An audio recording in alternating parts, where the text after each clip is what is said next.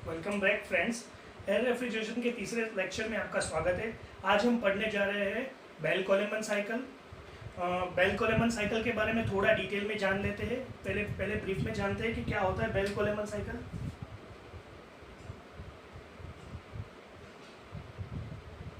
बेल-कोलेमन refrigeration, right. Bell Coleman refrigeration नाम ही पड़ा है बेल-कोलेमन साइंटिस्ट के नाम पे। ये बेल-कोलेमन साइकिल इन्वेंट किया था, ये रेफ्रिजरेशन साइकिल इन्वेंट किया था बेल-कोलेमन ने, इसीलिए उनके नाम से ही पड़ गया है बेल-कोलेमन साइकिल। देखते हैं इधर ये इसका इन्वेंशन कैसे हुआ। जब पहले के ज़माने में कि जब रेफ्रिजरेशन का इन्वेंशन मतलब हमारे जो डोमेस्टिक रेफ्रिजरेशन है उनका इन्वेंशन नहीं हुआ था, तब शिप्स में, मेनली शिप्स में जो फूड्स आइटम्स होते हैं जैसे कि मीट, वेजिटेबल्स,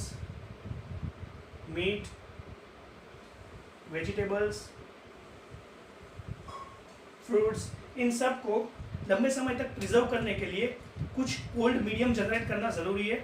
और यही इनके कारण ही बेल-कोलेमन ने एक रेफ्रिजरेशन साइकिल डेवलप किया जो कि बेसिकली रिवर्स्ड ब्रेटन साइकिल के तौर पे काम करता है। ओके, सो ये रिवर्स ब्रेटन साइकिल के प्रिंसिपल पे काम करेगा और ये सभी चीज़ों को वो फ्रोजन करेगा जो लंबे समय तक उसका यूज़ हो सके। सो बेल-कोलेमन ने ये डिज़ाइन किया था। तो ये रिवर्स ब्रेटन साइकिल पढ़ने से पहले मुझे आपको बताना पड़ेगा कि बेसिकली ब्रेटन साइकिल क्या है। Brayton cycle basically gas turbine power plant में यूज़ होता है। अगर मैं ये वर्ड निकाल दूँ, दैट इज ब्रेटन साइकिल। और ब्रेटन साइकिल होता है use gas turbine power plant में, और that is power producing cycle कि जिसके तौर पे टर्बाइन घूमता है और इलेक्ट्रिसिटी जनरेट होती है। तो आइए हम देखते हैं बेसिकली ब्रेटन साइकिल क्या है, कैसे काम करता है और उसके डायग्राम्स वगैरह, फिर जाके हम रिवर्स ब्रेटन में थोड़ा जंप करते हैं।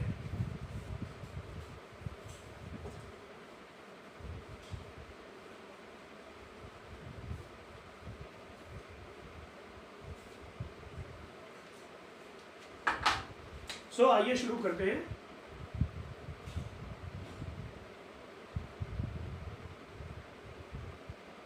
ब्रेटन साइकिल की अगर मैं बात करता हूँ तो कोई सी भी साइकिल में 4 कंपोनेंट्स होते हैं। इसमें भी 4 कंपोनेंट है।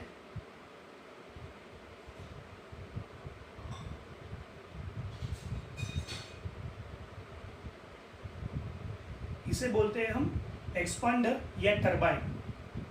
ये टरबाइन है, यहाँ पे कंडेंसर आ जाता है, यहाँ पे कंप्रेसर आ जाता है, ये कंप्रेसर है, और यहाँ पे एक हीट एक्सचेंजर है और बेसिकली कंबशन चेम्बर है। ये चारों एक साइकिल के तौर पे जॉइंट हुए रहते हैं। Okay, this is compressor, this is turbine, that is combustion chamber, that is known as one type of heat exchanger, और that is condenser, that is another type of heat exchanger। तो ये both heat exchangers है, इसे बोलते हैं combustion chambers और इसे बोलते हैं हम कंडेंसर। ओके, और ये टरबाइन और कंप्रेसर एक दूसरे के साथ जॉइंट हुए रहते हैं, मीन्स सेम शाफ्ट पे काम करेंगे। कंप्रेसर चलाने के लिए भी मुझे कुछ पावर देना पड़ेगा कि जो टरबाइन की शाफ्ट से जो पावर जनरेट होगा उसी से ही हम कंप्रेसर चलाते हैं। तो ये दोनों एक कपल रहेंगे एक दूसरे के साथ। बेसिकली होता क्या है, वैसे एयर यहाँ से P1 प्रेशर पे, जिसका टेम्परेचर T1 है, वो कंप्रेसर के अंदर सक होता है। कंप्रेसर में उसका प्रेशर बढ़ जाता है। सो P2, प्रेशर बढ़ने के कारण टेम्परेचर भी बढ़ जाता है, that is T2। Temperature is T2, here is P2 is greater than P1 और T2 is greater than T1। Okay, फिर कंबशन चेम्बर में क्या होता है कि कांस्टेंट प्रेशर पे, ये कांस्टेंट प्रेशर पे काम करता है। कांस्टेंट प्रेशर पे ये इसके अंदर हीट देते हैं, Q in।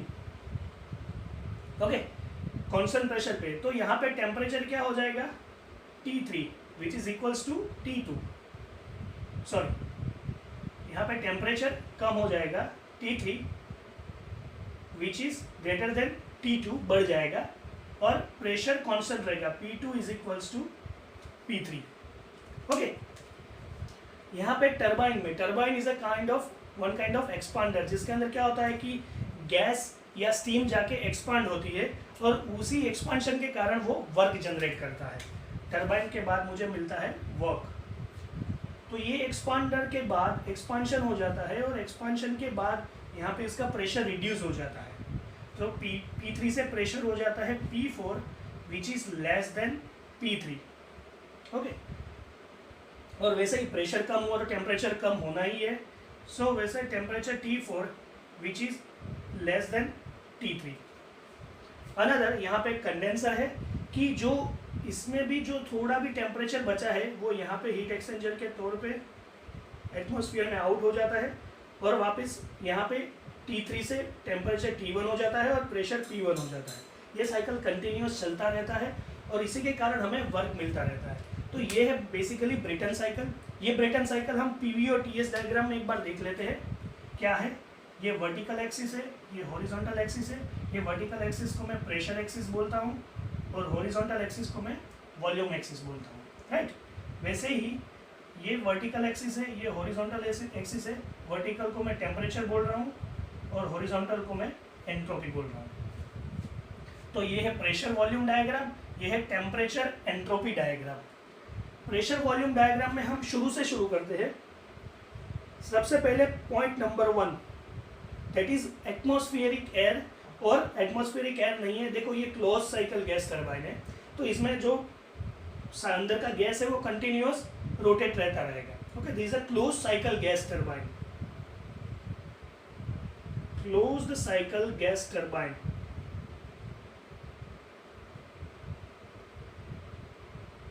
ये क्लोज साइकिल ब्रेटन साइकिल हम ऐसा भी बोल सकते हैं। तो ये क्लोज साइकिल है। ओके, ये क्लोज साइकिल में क्या होता है कि प्रेशर घूमता रहता है, अंदर एक गैस घूमता रहता है। इसी तरह हम शुरू करते हैं पॉइंट नंबर 1 से। पॉइंट नंबर 1, सबसे पहले क्या होता है, कंप्रेसर में कंप्रेशन होता है। कंप्रेशन कौन से प्रोसेस से होता है, that is known as isentropic compression. So ये आइसेंट्रोपिक कंप्रेशन में, सॉरी, ये आइसेंट्रोपिक कंप्रेशन में कंप्रेस होता है 1 से लेके 2 तक। फिर P यहाँ 2 पॉइंट से लेके 3 पॉइंट तक कांस्टेंट प्रेशर पे हीट एक्सचेंज होता है, मतलब हीट इन होता है। सो ये कांस्टेंट प्रेशर की लाइन है। कांस्टेंट प्रेशर पे हीट इन होता है, हीट इन होता है तो वॉल्यूम बढ़ जाता है। सेम साइकिल में अगर हम देखें 1, 2 और 3, यहाँ पे ये आइसेंट्रोपिक है। आइसेंट्रोपिक में एंट्रोपी कांस्टेंट रहती है, तो ये वर्टिकल लाइन रहता है इधर 1 से लेके 2 तक। फिर कांस्टेंट प्रेशर, सेम चीज, हीट इन यहाँ होती है यहाँ से एक्सपांशन होता है और एक्सपांशन के बाद इधर वापस कंडेंसर आ जाता है कांस्टेंट प्रेशर में। 1, 2, 3, 4, वैसे यहाँ पे 1, 2, 3, 4, राइट। सो 1 से लेके 2 तक ये कंप्रेशन प्रोसेस है, उसे बोलते हैं हम आइसेंट्रोपिक कंप्रेशन, जिसकी वैल्यू है PV raise to gamma equals to C। 2 से लेके 3 तक कांस्टेंट प्रेशर पे हीट इन होती है। 3 से लेके 4 तक PV raise to gamma expansion होता है आइसेंट्रोपिक, और 4 से लेके 1 तक हीट रिजेक्शन होता है Q out, that is constant pressure पे। सेम चीज अगर मैं यहाँ देखूँ तो 1 से लेके 2 तक आइसेंट्रोपिक, 2 से लेके 3 तक कांस्टेंट प्रेशर, फिर आइसेंट्रोपिक और यहाँ पे कांस्टेंट प्रेशर। ओके, जैसे कि हमें पता है आइसेंट्रोपिक में हीट ट्रांसफर नहीं होता है, यहाँ सिर्फ वर्क ट्रांसफर होता है। तो एफिशिएंसी क्या होगी गैस टरबाइन की, efficiency is equals to output. Output में क्या होगा, टरबाइन वर्क, बट टरबाइन के साथ साथ थोड़ा हम वर्क कंप्रेसर में भी दे रहे हैं, that is turbine work minus compressor work WC upon Q in, ये उसकी एफिशिएंसी हो जाएगी। तो ये बेसिकली ब्रेटन साइकिल है कि जो गैस टरबाइन पावर प्लांट में यूज होता है। आप देख सकते हो इधर एरोज क्लॉकवाइज डायरेक्शन में है because this is power producing cycle, ये पावर जनरेट करता है, यहाँ पे हमें कुछ वर्क मिलता है। बट रेफ्रिजरेशन साइकिल एकदम इसका उल्टा है, हमें इधर वर्क देना पड़ेगा और वो जाके रेफ्रिजरेशन इफेक्ट जनरेट करेगा। तो हम यहाँ अभी देखने वाले हैं reverse Brayton cycle. Reverse Brayton समझने से पहले आपको ब्रेटन साइकिल का थोड़ा नॉलेज होना जरूरी है, इसीलिए मैंने थोड़ा ये पढ़ा दिया है। अब जाके हम शिफ्ट हो रहे हैं रिवर्स ब्रेटन साइकिल पे। तो ये सारी चीज निकाल देता हूं मैं। ये पीवीटीएस डायग्राम वैसे तो सेम ही रहेंगे, बट उसके एरोज के कारण हम नए सिरे से ही पढ़ते हैं उसको। ये ब्रेटन साइकिल के आगे लिख जाता है रिवर्स ब्रेटन साइकिल। शुरू करते हैं reverse Brayton cycle. Reverse Brayton cycle में सेम 4 कंपोनेंट रहते हैं। एक रहता है कंप्रेसर, एक रहता है कंडेंसर, एक रहता है एक्सपांडर और एक रहता है इवेपोरेटर। ओके, ये चारों आपस में कनेक्टेड रहते हैं, कंप्रेसर, कंडेंसर, एक्सपांडर और evaporator. This is expander, that is condenser, that is evaporator.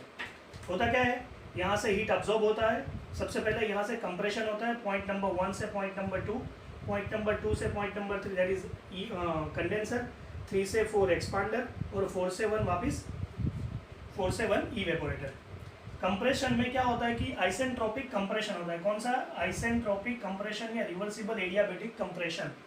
फिर यहाँ पे कांस्टेंट प्रेशर पे, ये कांस्टेंट प्रेशर पे काम करता है, वो हीट रिजेक्ट करता है। फिर एक्सपांडर में जाते हैं हम। एक्सपांडर में 3 से 4 में एक्सपांशन होता है जिसका प्रेशर डिक्रीज होता है, वो भी आइसेंट्रोपिक रहता है, PV raise to gamma equals to C। And 4 से 1 यहाँ से हीट अब्जॉर्ब हो जाती है, Q अब्जॉर्ब। सो ये Q अब्जॉर्ब, ये एरोज एंटी क्लॉकवाइज रहेंगे, ये Q अब्जॉर्ब फिर जाके कंप्रेस हो जाएगा एयर, क्योंकि यहाँ से प्रेशर घट रहा है तो प्रेशर बढ़ जाएगा। फिर यहाँ से वो अब्जॉर्ब है रिजेक्ट हो जाएगा, वापस ये साइकिल कंटिन्यूअस फंक्शनिंग करता रहेगा इसी डायरेक्शन में, और हमें रेफ्रिजरेशन इफेक्ट मिलती रहेगी। It is known as by refrigeration effect. यहाँ पे मुझे रेफ्रिजरेशन इफेक्ट मिल जाएगी। तो हम इसका पीवी और टीएस डायग्राम एक बार देख लेते हैं, pressure versus volume and temperature versus entropy. Okay, सबसे पहले हम बात करते हैं प्रेशर वर्सेस वॉल्यूम डायग्राम में।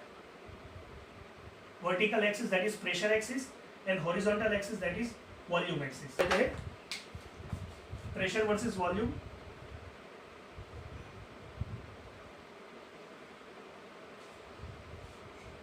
वन, 2, 3, 4, 1 से लेके 2 तक दैट इज आइसेंट्रोपिक कंप्रेशन, 2 से लेके 3 तक कांस्टेंट प्रेशर हीट रिजेक्शन, 3 से लेके 4 तक आइसेंट्रोपिक एक्सपांशन और 4 से लेके 1 तक कांस्टेंट प्रेशर पे हीट अब्जॉर्प्शन। तो यहाँ पे मुझे रेफ्रिजरेशन इफेक्ट मिलेगा। ये हो गया reverse Brayton cycle PV diagram पे। सेम चीज हम टीएस डायग्राम पे एक बार देख लेते हैं। टीएस डायग्राम में हम शुरू करते हैं 4 से लेके 1 तक, जहाँ पे हीट अब्जॉर्ब हो रही है। तो हीट अब्जॉर्प्शन के कारण एंट्रोपी बढ़ जाएगी कांस्टेंट प्रेशर पे 4 से लेके 1 तक।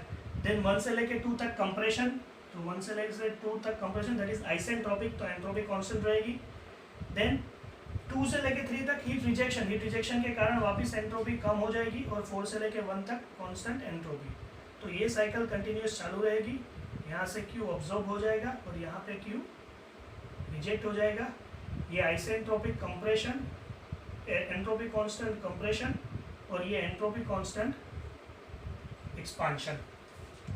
ओके, सो ये पीवी डायग्राम और टीएस डायग्राम हमने देख लिया। एक बार फिर से रिवाइज कर लेते हैं। 1 से लेके 2 तक आइसेंट्रोपिक कंप्रेशन, 1 से लेके 2 तक आइसेंट्रोपिक कंप्रेशन, यहाँ 1 से लेके 2 तक 1, 2, 3, 4। ओके, देन 2 से लेके 3 तक हीट रिजेक्शन, कांस्टेंट प्रेशर पे हीट रिजेक्शन, कांस्टेंट प्रेशर पे हीट रिजेक्शन। 3 से लेके 4 तक एक्सपांशन, रिवर्सिबल एडियाबैटिक और आइसेंट्रोपिक।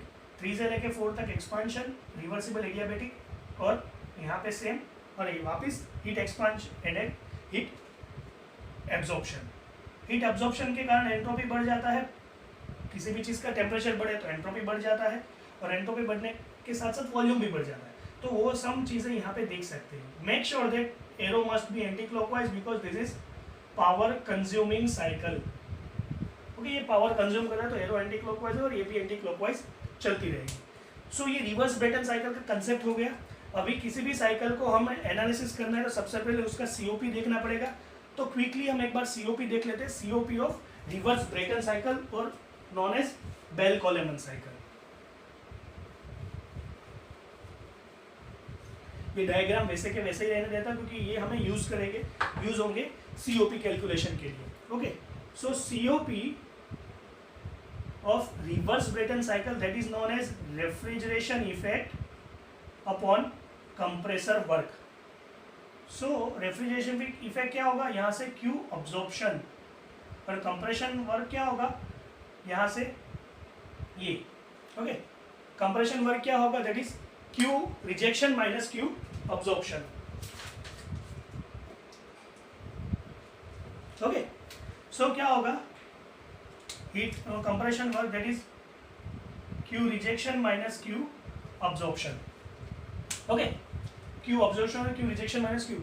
यहाँ से हम देखिए हम बात करते हैं Q कौन सी प्रोसेस से अब्जॉर्ब हो रहा है, कांस्टेंट प्रेशर पे, और रिजेक्ट भी कौन सा प्रोसेस से हो रहा है, कांस्टेंट प्रेशर पे। तो कांस्टेंट प्रेशर की अगर हम बात करते हैं, अगर प्रोसेस कांस्टेंट प्रेशर है सो हो जाता है dq is equals to dh, dq minus heat transfer is equals to enthalpy change. So यहाँ पे अगर मैं वैल्यू रख देता हूँ तो dq की वैल्यू हो जाएगी mcp डेल्टा t। मास अगर हम यहाँ नहीं गिन रहे, that is specific properties, so COP का इक्वेशन क्या हो जाएगा, Cp, Q ऑब्जॉर्ब कहाँ से होगा, T1 minus T4, T1 minus T4, और रिजेक्शन कहाँ से होगा, यहाँ से Cp, यहाँ से देखो T2 ज़्यादा है, T2 कम, T3 कम है, T2 minus T3, Cp same, T1 minus T4, Cp common है क्योंकि सभी कांस्टेंट प्रेशर पे जा रहा है तो ये कांस्टेंट प्रेशर की स्पेसिफिक हीट आ जाएगी, ये कॉमन है, निकल जाता है, और यहाँ से हम T1 और T3 को बाहर ले रहे हैं। तो आगे का इक्वेशन क्या होगा, T4 upon T1 minus T4 minus 1 upon T3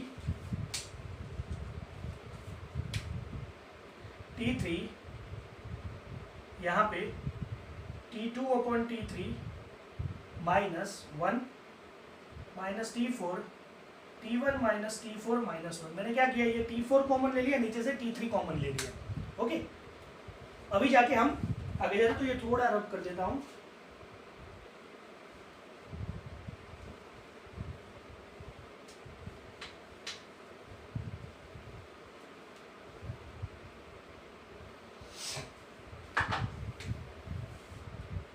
COP T4 T1 by T4 minus 1 और T3 T2 by T3 minus 1 minus T4 T1 by T4 minus 1। Okay, अभी मुझे ये रिलेशन देखना पड़ेगा। हमें पता है कि ये रिवर्सिबल एडियाबैटिक प्रोसेस है और ये भी रिवर्सिबल एडियाबैटिक प्रोसेस है, तो प्रेशर और टेम्परेचर का रिलेशन एक बार देख लेते हैं। T2 by T1 is equals to P2 by P1 raise to gamma minus 1 upon gamma. Same चीज़ ये प्रोसेस कौन सी प्रोसेस के लिए, अगर ये मैं बात करता हूँ प्रोसेस 1 से लेके 2 तक का, और सेम चीज़ प्रोसेस 3 से लेके 4 तक की अगर मैं बात करता हूँ तो वो भी आइसेंट्रोपिक है। तो इसमें मेजर टेम्परेचर T3 है, तो T3 by T4 is equals to P3 by P4 raise to gamma minus 1 upon gamma. Simple relation, but ये दोनों कांस्टेंट प्रेशर प्रोसेस है। Okay, this is constant pressure process, another constant pressure process. So क्या है वैसे, P2 is equals to P3, देखो P2 is equals to P3, okay, और same चीज P4 is equals to P1, P2 is equals to P3 and P4 is equals to P1, तो 2 is equals to 3, 4 is equals to 1। Left hand side दोनों same है तो right hand side same ही रहेगी। Okay, so मेरा relation बन जाएगा T2 by T1 is equals to T2 by T1 is equals to T3 by T4। यहाँ पे क्या है, T2 by T3, T1 by T4, ये दोनों को क्रॉस मल्टीप्लीकेशन से मैं रेशियो चेंज कर देता हूँ। T2 by T3 is equals to T1 by T4। Okay, so ये दोनों सेम हो गए, तो यहाँ पे 1 आ जाएगा, यहाँ पे भी 1 आ जाएगा, यहाँ पे भी 1 आ जाएगा। अगर 1 नहीं आ गया तो मीन्स व्हाट, कि ये सब चीज़ें निकल जाएगी।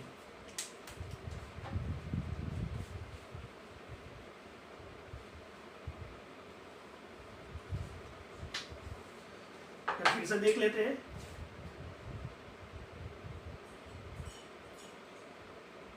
T2 by T3 is equals to T1 by T4।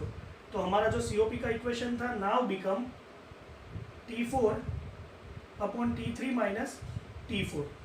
4 को मैं चेंज कर लेता हूँ तो हो जाएगा 1 upon T3 by T4 minus 1। T3 by T4 कहाँ से कहाँ है, T3 से T4, दैट इज P3 से लेके P4 तक, गामा माइनस 1 अपॉन गामा। देखो ये प्रेशर रेशियो आ गया, सो P3 बाई P4 और हम लेंगे P2 बाई P1, क्योंकि 3 is equal to 2, 4 is equal to 1, उसे हम बोलते हैं RP, that is known as pressure ratio. So यहाँ पे हम ले सकते हैं 1 upon P3 by P4 raise to gamma minus 1 upon gamma minus 1। ये हो गया मेरा प्रेशर रेशियो। सो फाइनली मेरा COP का इक्वेशन क्या रहेगा,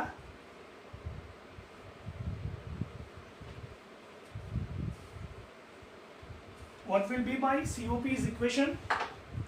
My COP equation will become 1 upon RP raised to gamma minus 1 upon gamma minus 1. Okay, RP means pressure ratio. What is pressure ratio? P3 by P4, either P2 by P1. Okay, और gamma that is adiabatic index value 1/1.44 only air के लिए उसकी value 1.4 है।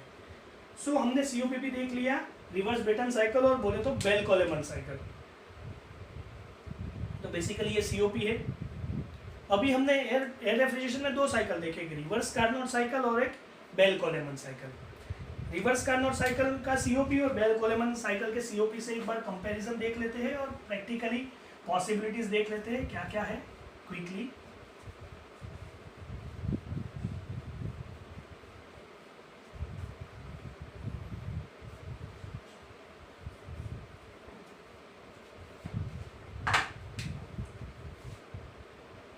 Reversed Carnot और Carnot refrigeration, और बोले reverse Brayton और Bell कोलेमन, इसे हम बेल कोलेमन भी बोलेंगे। सबसे पहले बात कर लेते हैं COP की। इसका COP क्या होगा, T lower upon T higher minus T lower, और इसका COP क्या होगा 1 upon RP gamma minus 1 upon gamma minus 1। Value से ही पता चल जाता है कि ये प्रेशर टेम्परेचर पे डिपेंड करेगा और ये प्रेशर पे डिपेंड करेगा। COP ऑफ कार्नोट साइकिल में, कार्नोट साइकिल की 4 प्रोसेस है। सबसे पहले तो isentropic expansion, constant temperature heat rejection, isentropic compression and constant temperature heat absorption. ये सीक्वेंस में नहीं है बट 4 प्रोसेसेस है और हम इनकी देख लेते। तो कांस्टेंट प्रेशर पे हीट रिजेक्शन, आइसेंट्रोपिक पे एक्सपांशन, कांस्टेंट प्रेशर पे हीट अब्जॉर्प्शन और आइसेंट्रोपिक पे कंप्रेशन। तो ये दोनों प्रोसेस कॉमन है, यहाँ पे कांस्टेंट टेम्परेचर है और यहाँ पे कांस्टेंट प्रेशर है। Okay, but Carnot cycle practically possible क्यों नहीं है? बिकॉज ऑफ ये आइसेंट्रोपिक प्रोसेस जो होती है which can be occur in very fast manner, okay, और ये constant temperature process which can occur in very slow manner. So slow और फास्ट का कॉम्बिनेशन एक ही स्ट्रोक में बनाना that is not practically possible, okay. So इसी कारण के से ये प्रैक्टिकली पॉसिबल नहीं हो पाया है। बस ये कंपैरिजन करने के लिए हम पढ़ रहे हैं कि इसके कारण इसमें क्या इफेक्ट होगा। अगर इसकी एफिशिएंसी 100% है और इसका COP परफेक्ट है तो इसके आधार पे यहाँ का कंपैरिजन के तौर पे हमें ये पढ़ा जाता है। जैसे कि हीट इंजन में हम कंपैरिजन के तौर पे कार्नोट हीट इंजन पढ़ा थे, वैसे यहाँ पे कंपैरिजन के तौर पे हमने ये कार्नोट रेफ्रिजरेशन पढ़ा। और फाइनली हमने रिवर्स ब्रेटन साइकिल देखा, ब्रेटन साइकिल का COP देखा और उसके कंपैरिजन देख लिए। सो फाइनली एयर रेफ्रिजरेशन के दोनों टॉपिक इधर खत्म हो रहे हैं। एयर रेफ्रिजरेशन का एक अनदर टॉपिक है that is known as aircraft में जो साइकिल यूज होता है that is known as bootstrap cycle. वो भी हम अगले लेक्चर में देखेंगे, बाद के लेक्चर्स में। और इन दोनों के ऊपर न्यूमेरिकल्स हम थोड़े देख लेंगे नेक्स्ट लेक्चर में। और हम फिर हमारा एक ब्रॉडली टॉपिक है that is known as vapour compression refrigeration system, जो कि डोमेस्टिक पर्पज में यूज होता है, उसमें हम सीधा जंप कर जाएंगे, ओके। सो तब तक देखते रहिए, प्रॉब्लम सॉल्व करते रहिए, पढ़ते रहिए और गुड नाइट।